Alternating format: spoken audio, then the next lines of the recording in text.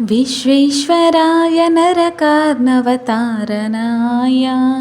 कर्णामृताय शशिशेखरधारणाय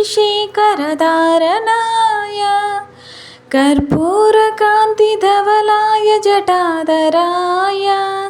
दारिद्र्यदुःखदहनाय नमः शिवाय गौरीप्रियाय रजनीशकलाधराय कालान्तकाय भुजगाधिपकङ्कनाय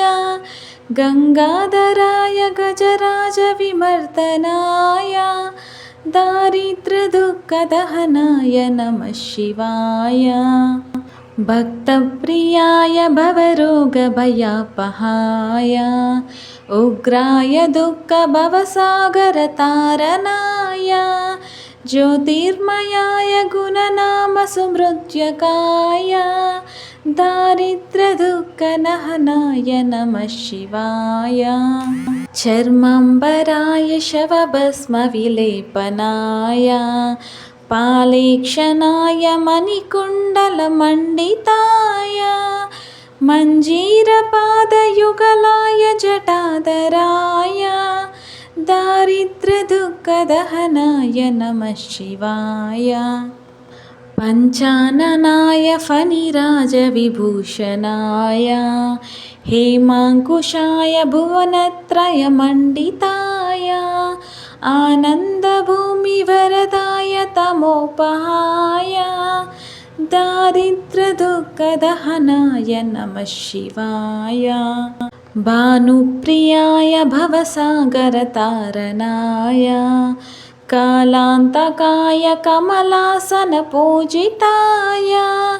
नेत्रत्रयाय शुभलक्षणलक्षिताय दारिद्र्यदुःखदहनाय नमः शिवाय रामप्रियाय रघुनाथवरप्रदाय नागप्रियाय नवकार्नवतारणाय पुण्येषु पुण्यभरिताय सुरार्चिताय दारिद्र्यदुःखदहनाय नमः शिवाय